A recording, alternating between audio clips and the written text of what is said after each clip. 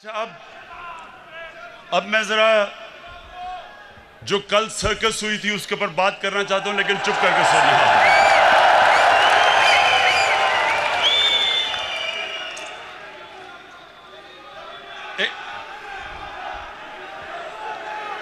ऐसे और बस नारे नहीं,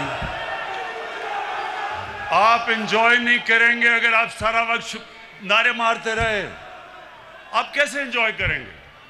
यकीन करें, आप ये जो मैं सर्कस के ऊपर बात करूंगा बड़ा एंजॉय करेंगे, ये मेरा वादा है आपसे।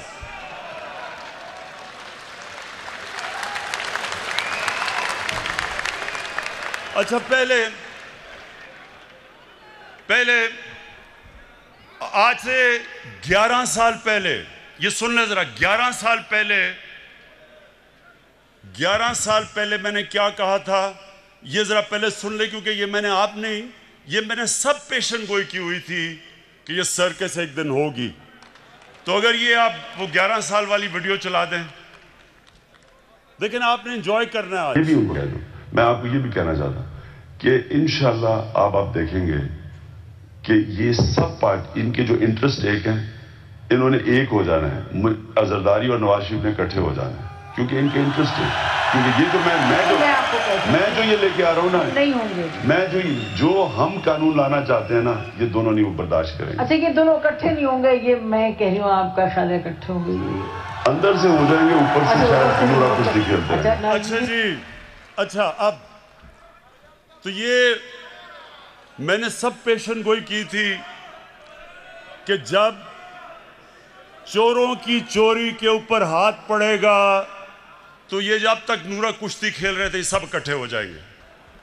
और वो आपने रात खुद ही देख लिया, अल्लाह अल्लाह क्या सब इकट्ठे थे, पहले भी कंटेनर में इकट्ठे हो गए थे। और अब मैं वो जो दो बच्चों ने तकरीरें की थी उनके ऊपर मैं बात नहीं करना चाहता। वो एक उनमें से नानी होगी है, लेकिन मेरे लिए बच्चे ही हैं वो।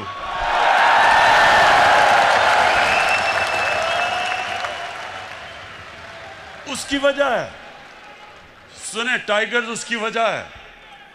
देखें, इंसान जब तक जिंदगी में स्ट्रगल नहीं करता वो लीडर तो बन ही नहीं सकता। उन दो बच्चों ने आज तक जिंदगी में 1 घंटा हलाल का काम नहीं किया।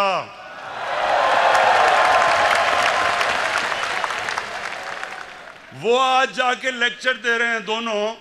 1 घंटा उन दोनों ने पैसे बनाने के लिए हलाल का काम नहीं किया। पले किसके ऊपर हैं? अपने दोनों बापों की हराम की कमाई के ऊपर पले हुए हैं। तो उनके ऊपर तबसरा करना फजूल है। लेकिन जो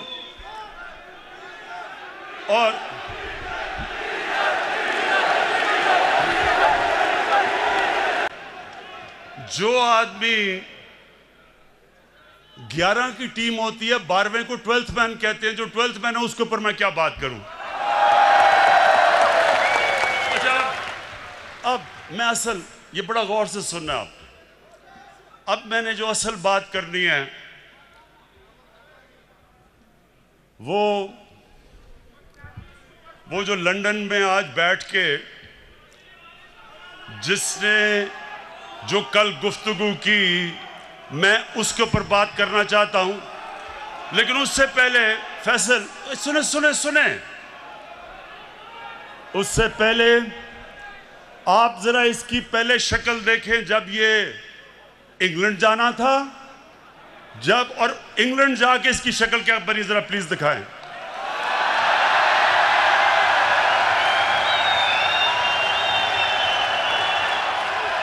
ये वही इंसान है।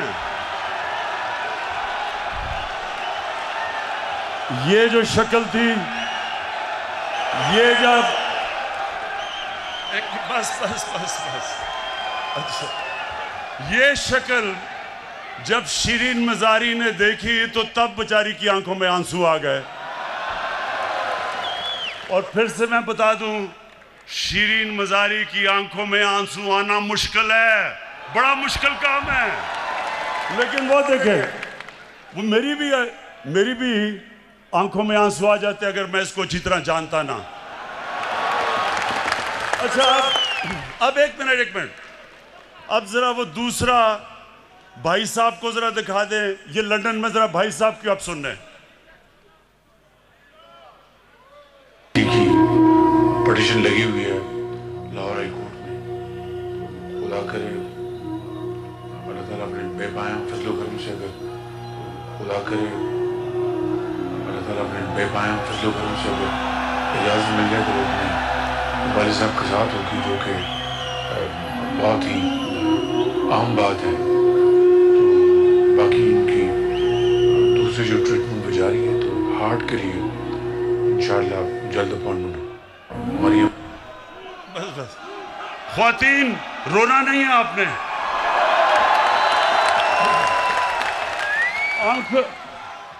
अपनी आंखों के आंसू पोंछ लें। ये बॉलीवुड भी ऐसी कोई एक्टिंग नहीं कर सकता जो अभी एक्टिंग किया है। अब सोचे, सुने, अब सोचे कि हमारी कैबिनेट के सामने ये एक्टिंग जब हो रही थी, शीरीन मजारी रोना शुरू हो गई, तो हमने इसको वापस ही बाहर ही जाने देना था। लेकिन आज मैं सिर्फ ये कहना चाहता हूं, जो इसने ज़बान इस्तेमाल की पाकिस्तान के आर्मी चीफ के खिलाफ और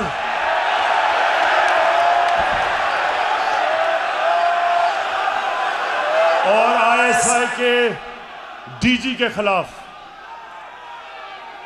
मैं आज इसके ऊपर खास बात करना चाहता हूं।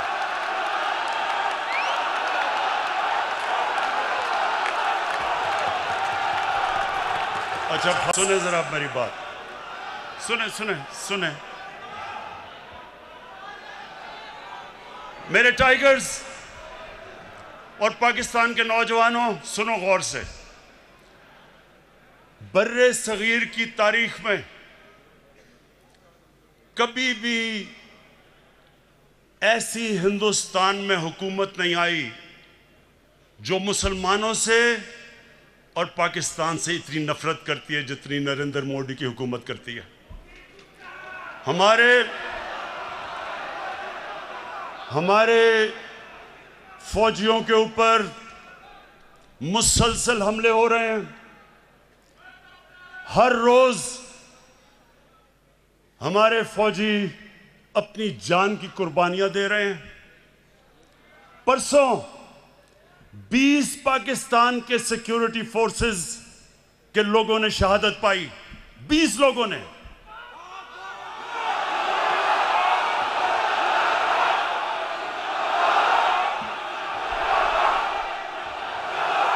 और ये क्यों अपनी जान की कुर्बानियां दे रहे हैं? हमारे लिए, मुल्क के लिए।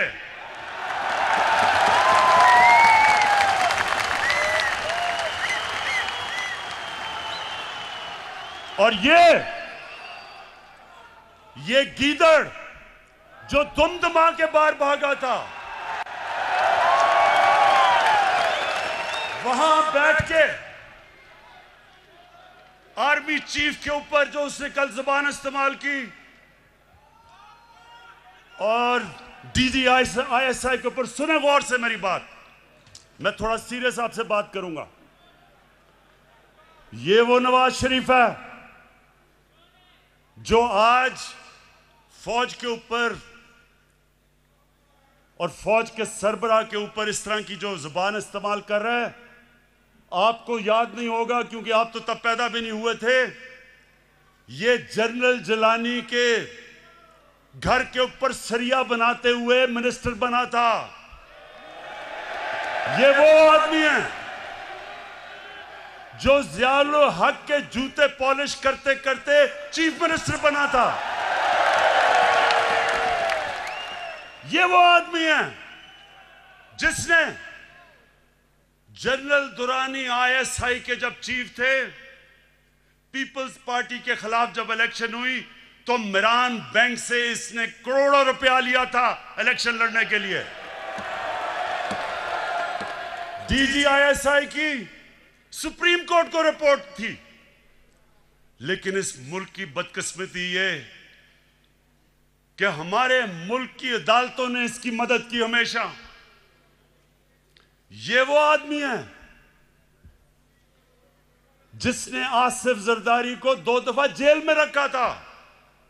जनरल बाजवा ने नहीं डाला था और उसको कहता था पाकिस्तान का करप्ट तरीन आदमी है वो जरदारी।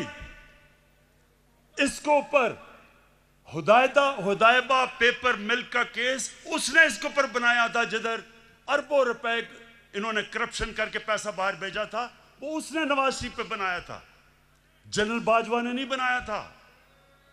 ये वो नवाज शरीफ है। और जरदारी, चुप करके सुने, चुप करें जरा, सुने मेरी बात। ये वो जरदारी है और नवाज शरीफ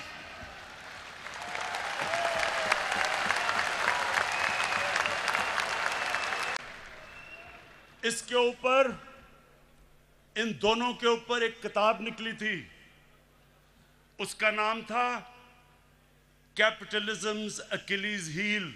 रेमंड बेकर ने किताब लिखी थी। ये इनके पहले दौर के बाद, जब इन दोनों ने 2 दफा बारियां लेकर मुल्क को लूटा था, उसने किताब लिखी और उसके ऊपर पूरा चैप्टर दिया कैसे इन दोनों ने इस मुल्क से पैसा चोरी करके मुल्क से बाहर लेके गए। जनरल बाजवा ने नहीं लिखी थी, रेमंड बेकर ने लिखी थी। उसके बाद 3 और इनके ऊपर किताबें हैं जिनमें आप पढ़ें कि इन्होंने इस मुल्क से कैसी गद्दारी की। एक ओबामा's वॉर,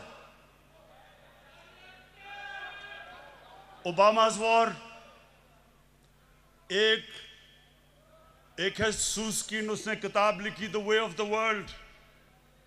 उसमें वो क्या किताब में कह रहा है कि बिलावल को उनकी वालदा टेलीफोन करके, सीआईए ने उसका टेलीफोन टैप किया, बैंक अकाउंट्स बता रहे थे कि किन किन बैंकों में पैसे पड़े हैं तुम्हारे बारे।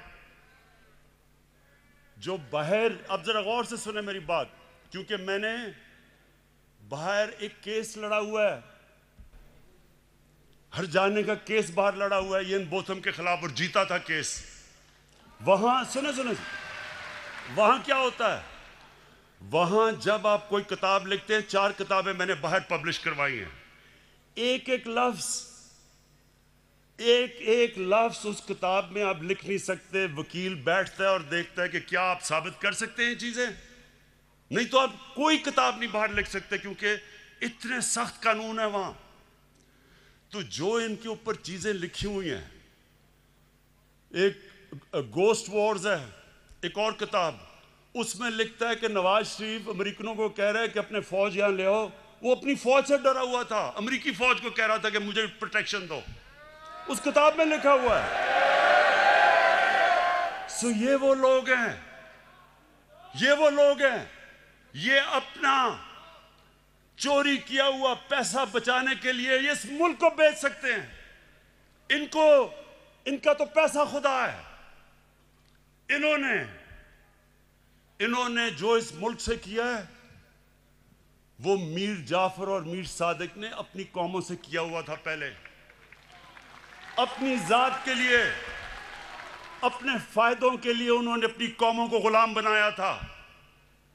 ये जो बाहर बैठ के इसने पाकिस्तानी फौज के ऊपर, ये हमला जनरल बाजवा पे नहीं है, ये पाकिस्तानी फौज पे हमला है।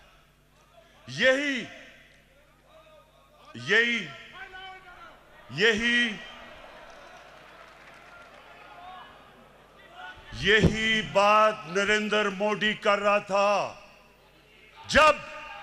जब नरेंद्र मोदी ने बार बार स्टेटमेंट्स दी कि हमें नवाज शरीफ पसंद है, लेकिन हमें जो पाकिस्तान का आर्मी चीफ है वो दहशतगर्द है, वो बार बार ये कहता था और नवाज शरीफ चुप बैठा हुआ था। मुझे क्यों नहीं नरेंद्र मोदी कहता कि इमरान खान ठीक है लेकिन जनरल बाजवा गलत है। वो क्यों नहीं कहता? क्योंकि उसे पता है, उसे पता है कि मैं हिंदुस्तान की असल दुनिया में नरेंद्र मोदी की शक्ल दिखाई है दुनिया में कि कितना बड़ा इंतहा पसंद है ये। सो ये जो आज इसको हिंदुस्तान अखबारों के अंदर जो तारीफें हो रही हैं नवाज शरीफ की, बड़ा जी जमहूरी आदमी है, ये फौज को कह रहा है कि अपना काम करो क्योंकि नवाज शरीफ जमहूरी है। क्या हिंदुस्तान को नहीं पता कि जब जनरल ज़िया ने इसको गोद में बिठा के मुंह में दूध की चूसनी लगाई थी इसके मुंह में, तब इसकी जमहूरियत? क्या हिंदुस्तान को नहीं पता कि ये वो वजीर आजम है जिसने डंडों से सुप्रीम कोर्ट के ऊपर हमला करवाया था? और फिर जुल्म देखें कि बाकी जुडिशरी को ब्रीफ केस दे के खरीदा था। ये वो नवाज शरीफ है जो आज बड़ा जमहूरी बन रहा है। ये वो नवाज शरीफ है जो टेलीफोन कॉल करके कहता था जस्टिस क्यूम इसको 3 साल नहीं बेनजीर को 5 साल सजा दो। ये वो है आदमी, ये वो है जो पिछला नैब का चेयरमैन कमर जमान जैसा करप्ट आदमी उसको चेयरमैन बना के अपने केस बंद करवाए। इसके लिए अदलिया तब तक ठीक है जब तक अदलिया इसके साथ खड़ी है। हुदैबा पेपर मिल का ओपन एंड शट केस जब बंद होता है, अदलिया बंद करती है, तो अदलिया बहुत अच्छी है। जब 5 मेंबर बेंच अदलिया का पैनमा के केस में इसको सजा देता है तो क्यों निकाला करके दौरा करके अदलिया को बुरा भला कहना शुरू कर देता है? क्या पैनमा का केस जनरल बाजवा ने किया था? इंटरनेशनल जब इंकशाफ हुआ था तो वो क्या पाकिस्तानियों का कसूर था? सारी दुनिया के अंदर इंकशाफ हुआ जिसमें पता चला कि हर मुल्क के पॉलिटिशियंस ने किस तरह मुल्क से पैसा चोरी करके ऑफशोर कंपनीज में पैसा रखा हुआ था। तो तब किसका कसूर था? यहां लोगों के सामने बेशर्मी से झूठ बोलते हैं। वो भी झूठ बोलता है, उसका भाई भी झूठ बोलता है, बेटे भी झूठ बोलते हैं, बेटी भी झूठ बोलती है, और वहां जाके तकरीरें कर रहे हैं कि जी बहुत बड़े ये जमहूरियत के लिए खड़े हैं। इलेक्शन की बात करते हैं, इलेक्शन की बात करते हैं, ये जरा सुने। 2013 इलेक्शन के अंदर नेशनल असेंबली की सीटों में 137 पिटिशंस आई जिन्होंने चैलेंज किया कि उनके इलेक्शन में गड़बड़ हुई है। नेशनल असेंबली में 137 सीटें जिन्होंने पिटिशन दायर की। 2018 की इलेक्शन में सिर्फ 90 थे, 50% कम पिटिशंस थी। और नून लीग की, क्योंकि उनकी तो सिर्फ पंजाब में पार्टी रह गई है, पंजाब के अंदर उनकी सिर्फ 11 पिटिशंस थी।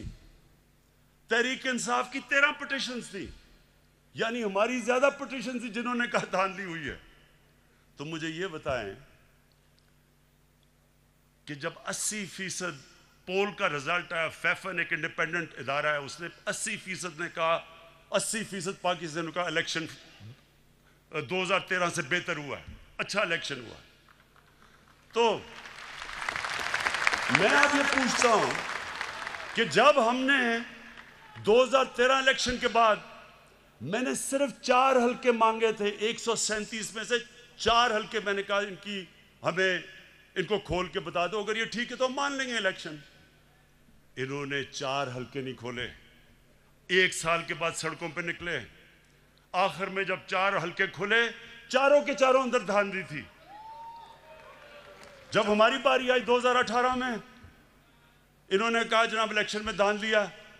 इनसे वो जो आजकल जेल में शहबाज शरीफ, हमने पहले कहा कि जो करना है आपने खोले, हम तैयार हैं इलेक्शन खोलने के लिए। अब इनको पता था कि 1100 पिटिशंस थी इनकी सारी, इलेक्शन उन्होंने क्या खोलना था। तो ये वो लोग हैं कि जो बात करते हैं कि इलेक्शन के अंदर धांधली हुई। धांधली मैं आपको बताऊं किधर हुई, जो अभी इंकशाफ हुआ है। इलेक्शन में अभी एक बाय इलेक्शन हुआ जब नवाज शरीफ डिस्क्वालीफाई हुआ, उसकी बीवी को खड़ा किया, मरीम नवाज ने कैंपेन की। हमारे पास अब डॉक्यूमेंट्री एविडेंस है कि 250 करोड़ रुपया गवर्नमेंट का इन्होंने उस हल्के में इस्तेमाल किया इलेक्शन जीतने के लिए। ये हमने नैब को केस दिया है। हमने सारे इलेक्शन में 250 करोड़ खर्च किया, इन्होंने एक बाय इलेक्शन के ऊपर इस कौम का टैक्स के पैसे का 250 करोड़ रुपया खर्च किया। लेकिन मुझे एक खास मजा आया, एक और अल्लाह अल्लाह का सच आता रहता है सामने। एक इलेक्शन हुआ उस्मान डार का, और वहां एक सियालकोट का बहुत बड़ा रंगबाज है, बड़ी बड़ी बातें करता है, बड़ी बड़ी बड़ी छाती निकाल के बड़के लगाता है।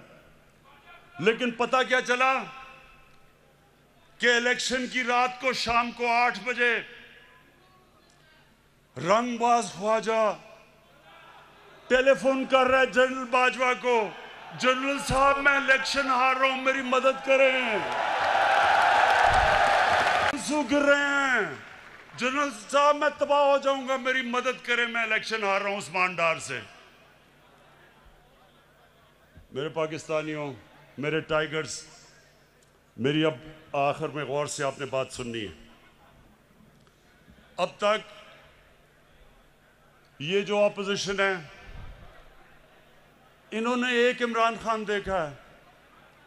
आराम आराम से मैं इनको कहता था अच्छा जी प्रोडक्शन ऑर्डर देना है तो चलो बुला लो असेंबली में, और इस तरह की चीजें। ये जो आप सुने जरा, ये जो अब आप इमरान खान देखेंगे, ये एक मुख्तलिफ इमरान खान आने लगा।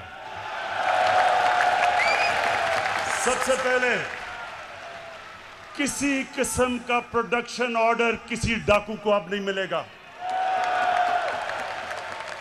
शहबाज शरीफ के ऊपर अभी जो चीज सामने आई है, 23 अरब रुपए की इसका करप्शन का इंकशाफ हुआ है। कभी चीनी वाले तो कभी किसी के नाम पे 23 अरब रुपया भी पकड़ा गया है।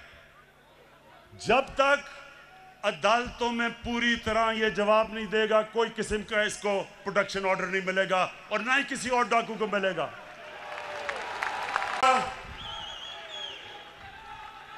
दूसरा, ये जरा सुन लो अब, मैं अपनी पाकिस्तान की अदलिया को और हमारी नैब को एक पैगाम आज देना चाहता हूं। देखें, लोग तंग आ गए हैं, लोग इंसाफ की इंतजार कर रहे हैं, लोग चाहते हैं कि इन चोरों से पैसा मिलके वापस अवाम के पास आए। लोग, पाकिस्तानी कौम इंतजार कर रही है कि केस कब अदालत में कंप्लीट होंगे।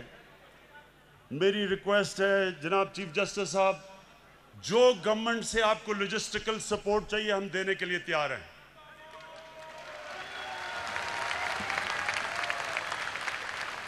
जिस तरह की आपको हमारे से मदद चाहिए हम आपको देने के लिए तैयार हैं, लेकिन खुदा के वास्ते डे टू डे हेयरिंग करके ये केसेस खत्म करें।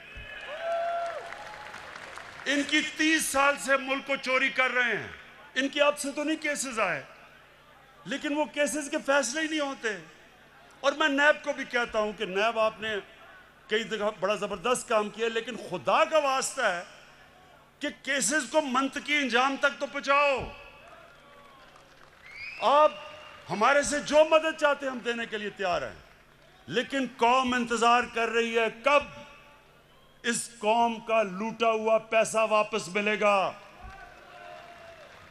गवर्नमेंट, ये मैं आज फिर आपके सामने अब रख रहा हूं कि जो नया इमरान खान, एक तो नया पाकिस्तान, एक नया इमरान खान बन गया। कल किसकी तकरीर सुन के जो उसने ज़बान इस्तेमाल की है उस गीदड़ ने, मैं ये आज अब फिर कहता हूं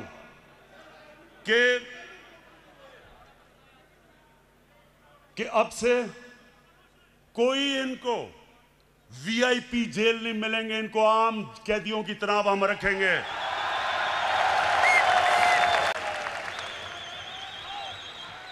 ये जो सारी जो कल सर्कस थी, ये सर्कस को मेरा पैगाम है कि देखें, आप सारे तो कभी किसी का कंधा पकड़ के आया, कभी कोई जलानी ने बना दिया, किसी ने कागज का टुकड़ा दिखा दिया कि जी मुझे तो मेरी वालदा की वजह से पार्टी मिल गई है।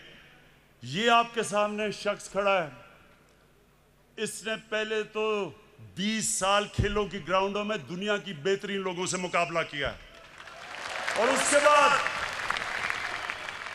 22 साल वाहिद पॉलिटिशियन हूं।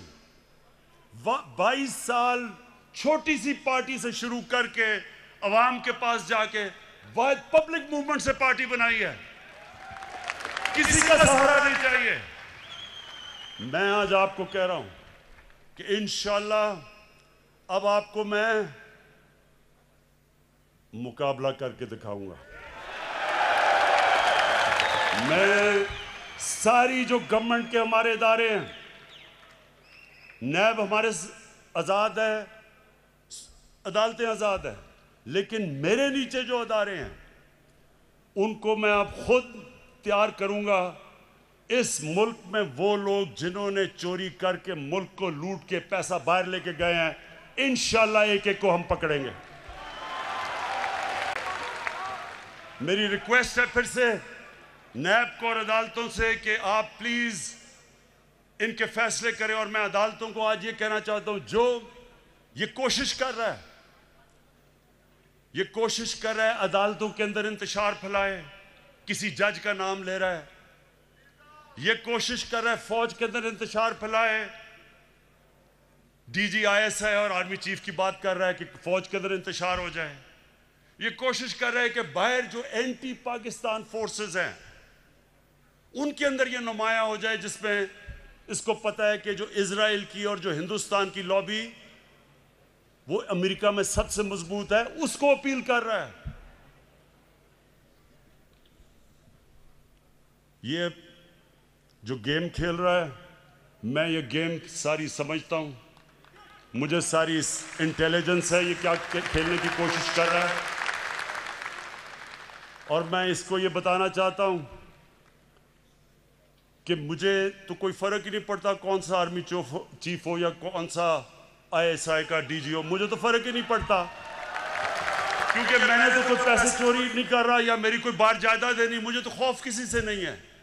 लेकिन जो जनरल बाजवा ने जिस तरह इस हुकूमत की मुश्किल वक्त पे मदद की, जिस तरह उसने हमारे साथ, मैं ये कहना चाहता हूं आज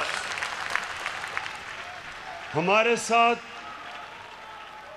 अभी कराची में मदद की जब वो बारिशें आ रही थी, जो हमारे साथ कोरोना के अंदर पूरी तरह मदद की, जो हमारे पास जब एक मुल्क पे पैसा नहीं था, 2 साल पाकिस्तान की फौज ने असल में अपने डिफेंस एक्सपेंडिचर पे कट लिया, क्योंकि उनको फिक्र थी कि पाकिस्तान के पास पैसा नहीं है। कभी ऐसे पहले नहीं हुआ। हर जगह सारी मेरी फॉरेन पॉलिसी को आज पाकिस्तान की फौज और जनरल बाजवा हमारे साथ खड़े रहे हैं। ये जो कोशिश कर रहे हैं कि हमारी फौज और गवर्नमेंट के बीच में दरार डालें या फौज के अंदर इंतशार पैदा करें, नवाज शरीफ, मैं तुम्हें अब ये आज सुन लो मेरी गौर से बात, आज से मेरी पूरी कोशिश है तुम्हें इस मुल्क में वापस लाया जाए और तुम्हें यहां आम जेल के अंदर डालेंगे, वीआईपी जेल नहीं होगा। गरीब आदमी लाखों की चोरी करे तो वो तो बेचारा जिन हालात में जेलों में रहता है, और जो अरबों पैसा चोरी करके बाहर ले जाए, बच्चे अरबों रुपए के घरों में रहें और वो जाके वीआईपी जेल में ठहरे, तुम वापस आओ तो मैं देखता हूं तुम्हें हम कैसे रखते हैं।